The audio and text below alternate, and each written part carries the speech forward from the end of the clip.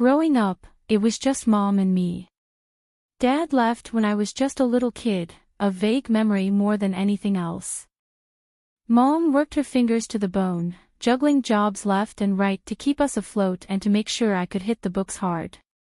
Because of her sacrifices, I snagged a grant that got me through college without the mountain of debt that is so common these days. I studied business management, driven by a cocktail of ambition and a fear of ever being as broke as we were when I was a kid. After graduating, I packed up my life and moved to the city. It was a tough start, living in a cramped apartment and surviving on ramen more nights than I'd like to admit. But I landed a job at a large company, started as a junior, and clawed my way up. Fast forward a few years, and I was not just working there, I was running a whole department. It was more than a job, it was my turf, and I made sure everyone who worked with me knew they were valued. You've got to lead with respect, I'd say during the trainings for the newbies. Treat this job like you own it, and soon enough, you won't just be part of the team, you'll be leading it. The team was solid, a bunch of good folks. When I got the nod for the department head spot, we hit the local bar to celebrate. It was nothing fancy, just a cozy place where the beer was cold, and the laughs were plenty. Here's to Nancy, the boss lady. Tom, one of my oldest colleagues, raised his glass high. The others joined in, the clinks of glasses echoing over the buzz of the bar. Thanks, guys. We're all in this together. Here's to kicking more ass and taking names. I shouted over the noise, and the team roared back in approval. That night, amid the backslaps and cheers, I noticed him, Harry.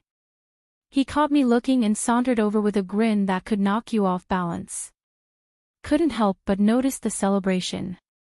What's the occasion? He asked, leaning against the bar. Just a little career boost.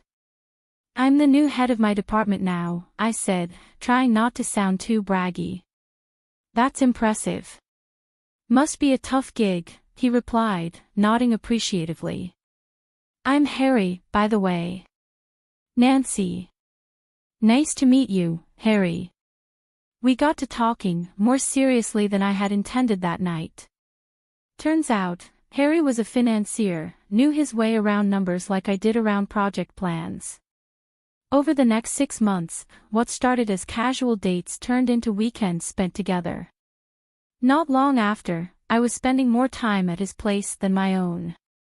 He had a killer apartment, high ceilings, a view that made you want to brag about it, and a warmth that my dingy rental couldn't match. One evening, as we were overlooking the city lights from his balcony, Harry turned to me, a serious look washing over his usually playful face. He took my hands in his, and I could feel the nervous energy vibrating through them. Nancy, these past months with you have been the best of my life. I know this might seem fast, but when you know, you just know, right? He started, his voice a mix of certainty and hope. I nodded, the cityscape blurring a bit as my heart started to race.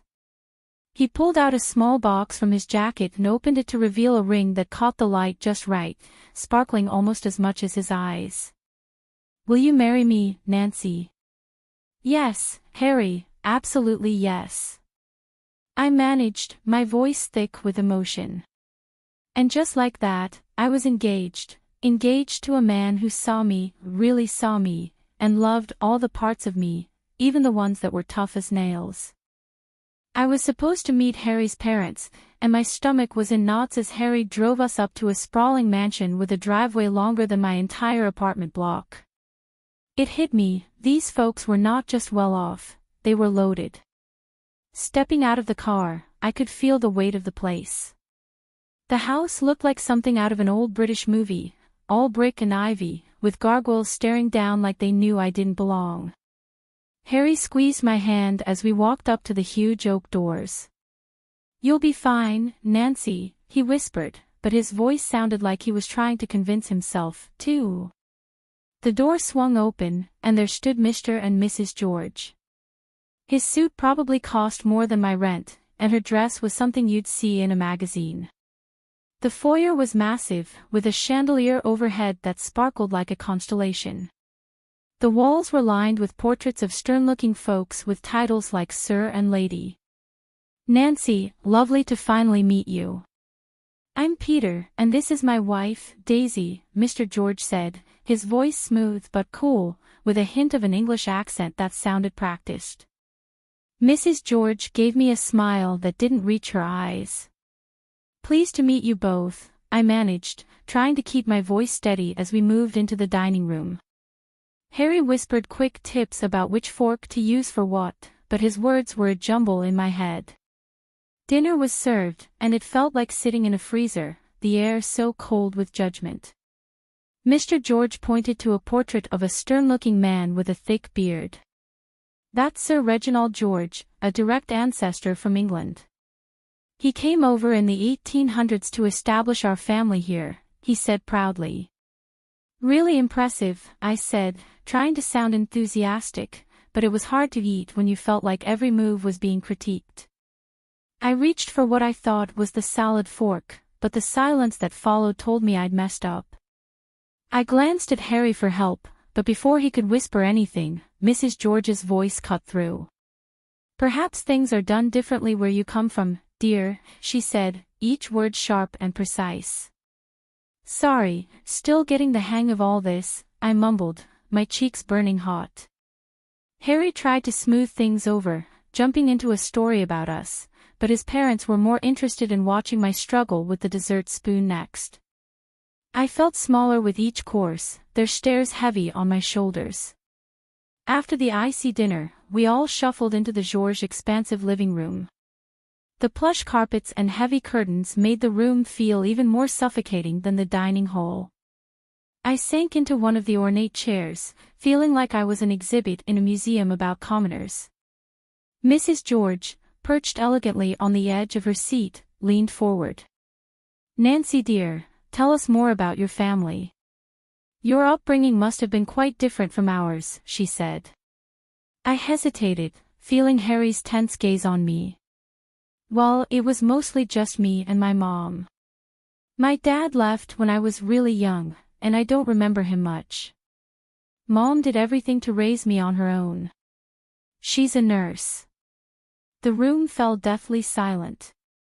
Mrs. George stood abruptly, her chair scraping against the wood floor like a scream. "This is unacceptable," she declared, her voice resonating with disgust. "We are descendants of an ancient English lineage. We have standards, traditions. I will not, allow my only son to marry someone without pedigree or knowledge of her own lineage." Mr. George, who had been silently observing the conversation, finally spoke. His words were calculated, each one dropping like a weight. "It's essential for us that our family ties are strong and well documented. Nancy, can you even name your great-grandparents?" I felt my face heat up, the embarrassment gnawing at me. "I only know about my maternal grandparents," I confessed, my voice barely above a whisper. Mr. George rolled his eyes, a clear sign of contempt. "This is exactly what we feared," he muttered under his breath. Harry finally intervened, his tone firm yet pleading. "Mom, Dad, please. Nancy is kind, hardworking, and she loves me. Isn't that what should matter?" His mother's gaze was steely. "Respect and adherence to our family standards are what matter, Jacob. If Nancy is to join this family, she must learn our ways. She needs to respect where she is coming from, even if it is nowhere significant." Their words stung, slicing through the warm feelings from earlier in the evening.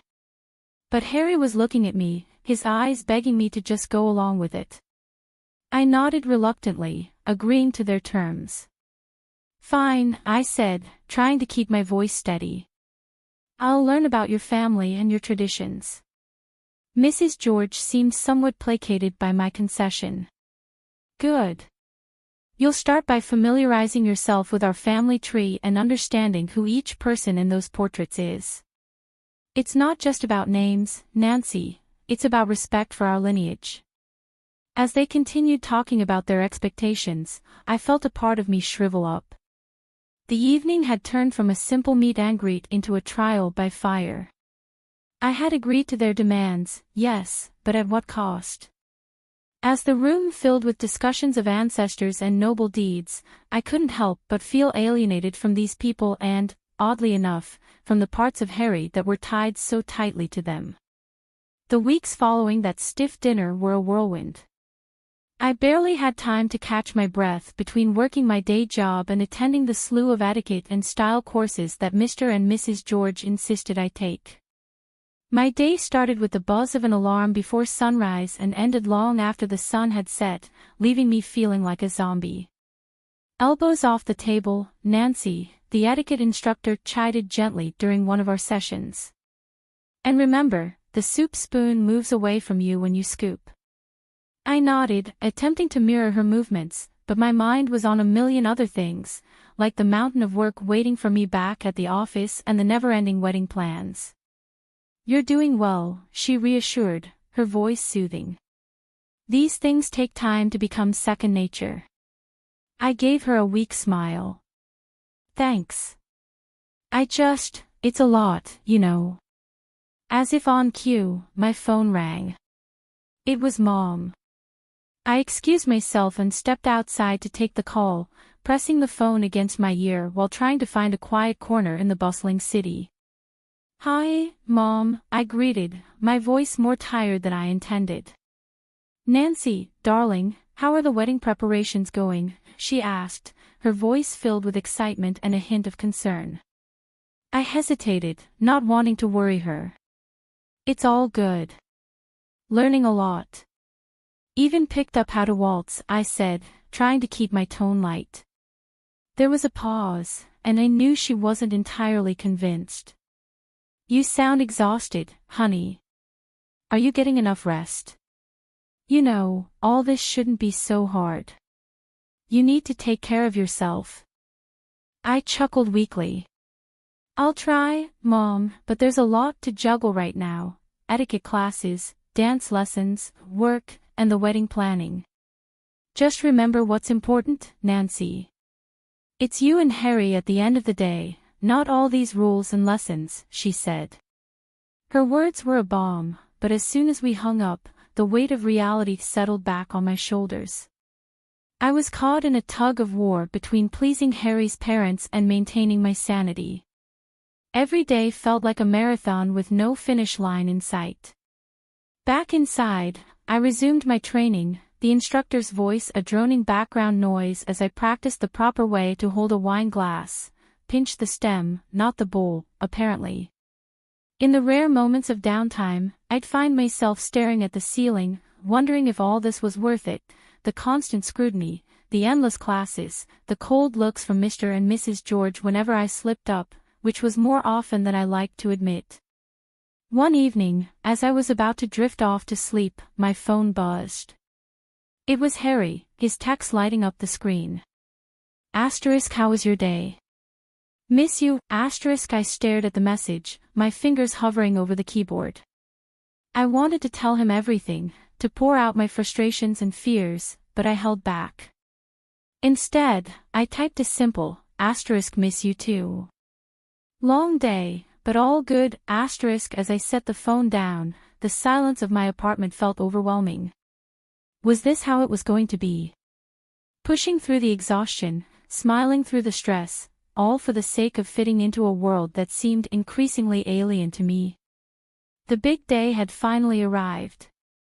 The venue was a flurry of flowers, fancy dresses, and the faces of the city's high society milling about. My stomach was in knots as I stood in my long, flowing white dress, trying to catch a breath. My mom came over, adjusting a stray curl on my forehead. "Everything will be just fine, Nancy," she reassured me with a soft smile. I wanted to believe her, but the minute the ceremony began, any hope of a peaceful wedding evaporated. Harry's parents were on a warpath of superiority. Mr. George greeted guests with an air of boastfulness, and Mrs. George was quick to point out to anyone within earshot how they had made everything possible. As the guests settled, I tried to mingle, but Mrs. George pulled me aside with a frosty smile. "Nancy, dear, make sure our friends are taken care of. Fetch some drinks." "There's a good girl," she instructed, gesturing imperiously towards a group of elderly gentlemen discussing politics loudly. "But I started, only to be cut off by her sharp glance. "No buts. You're practically family now. Show some initiative," she snapped. Reluctantly, I carried trays of champagne and hors d'oeuvres between tables, my dress trailing behind me. The weight of the fabric and the task made me feel more like a servant than a bride. I caught glimpses of Harry laughing and chatting, oblivious to my plight. As I passed another round of drinks, I overheard Mrs. George's voice rise above the chatter. "Nancy will be serving us tonight. It's good practice for her, don't you think?" Her tone was condescending, her eyes scanning the crowd for approval. That was the last straw. I approached her, my hands shaking slightly but my voice firm. "I am not a waitress at my own wedding. There are staff here who are supposed to do this." Mrs. Harrove stood up, her expression one of mock surprise. "You should be grateful we allowed such a simple girl into our family. Remember your place, Nancy," she hissed, her words like daggers. I felt a flush of anger rise to my cheeks. "This is my wedding, not a performance for your friends," I retorted, my voice louder than intended. The room fell silent, all eyes were on us now. Harry, catching the tail end of our exchange, stumbled over, a glass of champagne in hand. "What's going on here?" he slurred slightly, his eyes not fully focusing. "Your mother is treating me like a servant at our wedding, Harry." "This isn't what today is supposed to be about," I said, frustration boiling over. Harry looked between me and his mother, his expression clouding. "Nancy, why are you making a scene? Just do what my mom asks, it's not a big deal." "Not a big deal, Harry. This is our day, and your mom is ruining it." I shot back, disbelief and hurt swirling together. He took a long sip of his champagne before speaking. "Look, Nancy, you should be happy I even chose you. There were plenty of girls better than you, prettier, richer. You're making a fuss over nothing." The words stung like a physical slap. I recoiled, the realization hitting me hard. The man I loved, the man I was about to marry, didn't see us as partners. To him, I was just another accessory, something to be molded and fit into the perfect image his parents wanted. As I clutched my bouquet tighter, feeling like I might crumble right there, my mom came over. She took one look at me and wrapped me in her arms, the kind of hug that seemed to hold the world at bay. "Honey, do you love this man? Do you really want to marry him?" she whispered, her voice filled with worry. I shook my head, barely able to muster the voice to speak. "No, Mom. I can't do this. I don't want to." Mom nodded, her jaw setting in that determined way that I knew all too well. She gently took the bouquet from my hands and guided me to a chair, her touch reassuring. Then, with surprising sprightliness, she approached the DJ, asked for the microphone, and turned to face the gathered crowd. "Ladies and gentlemen, may I have your attention, please?" Her voice, clear and steady, cut through the murmurs, drawing every eye in the room to her. There was a hush, the kind that precedes a storm. She took a deep breath and turned to face Mr. and Mrs. Harrove directly. "I have something important to share about truth and pretense," she began, her gaze unwavering. "I went to the same school as Peter and Daisy George. Back then, they didn't carry an English accent or boast of noble blood, their families were hard-working folks just like ours."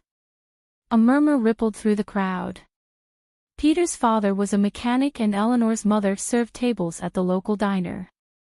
She paused, letting the words sink in. The portraits, the accents, the surnames, they bought them all to craft a past that would hide where they really came from.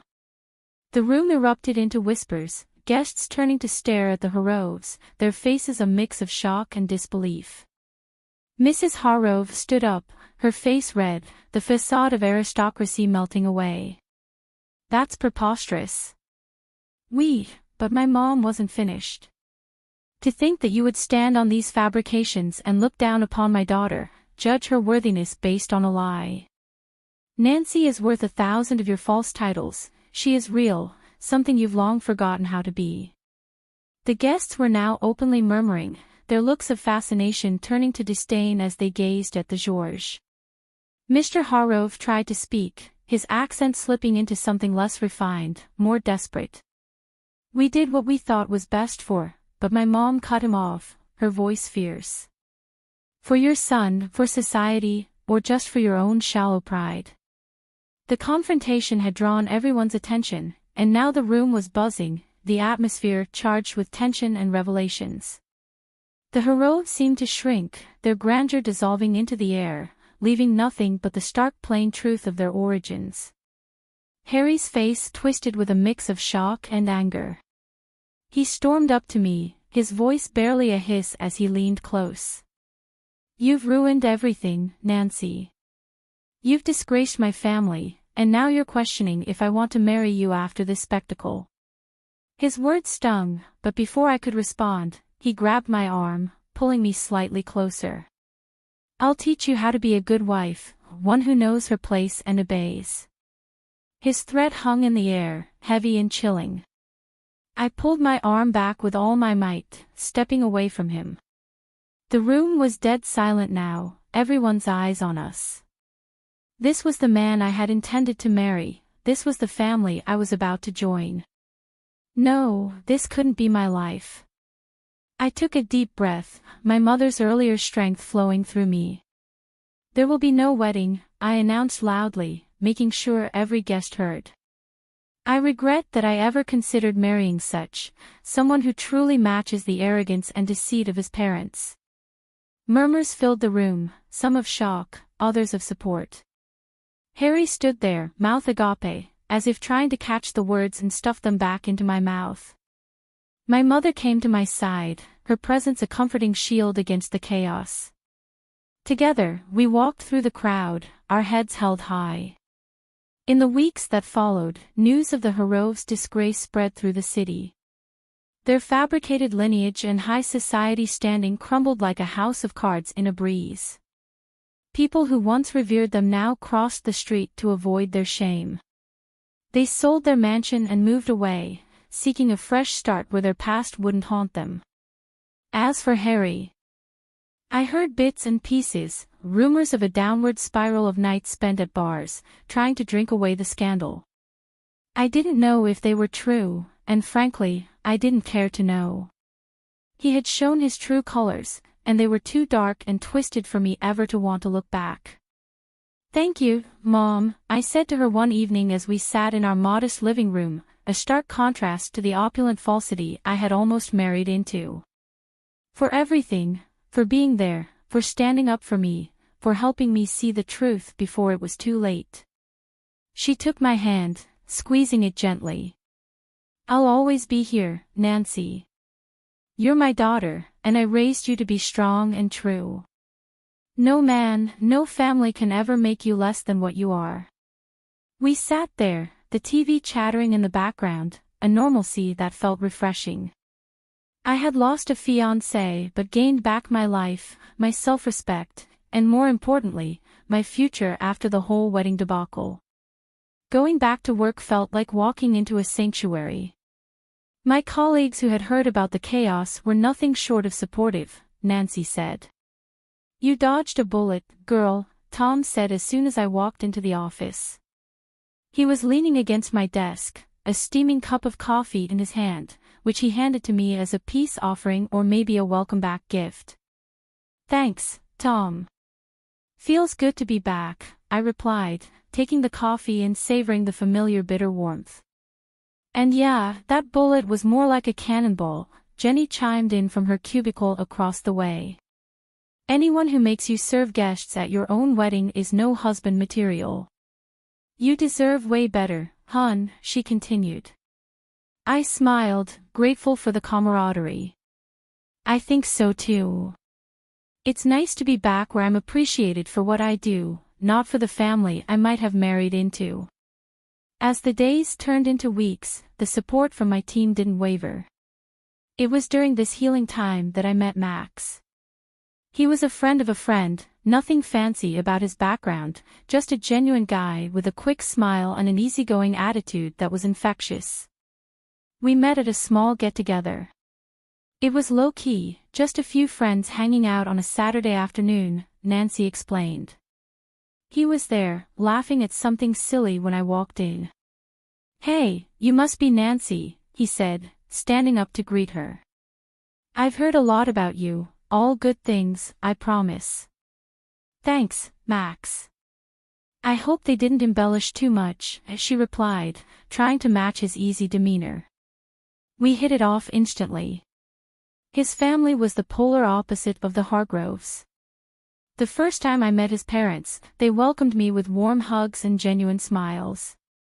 "Nancy, we're just glad Max found someone who makes him so happy," his mom said, pulling her into a hug as soon as she stepped through their front door.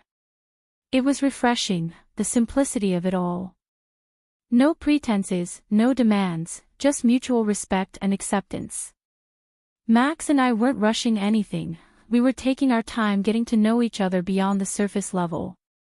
Back at work, my boss called me into his office one day. "I just want to say, we've all noticed how you've handled everything.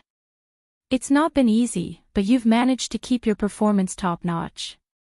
I nodded, unsure where this was leading. "We think it's time for another promotion.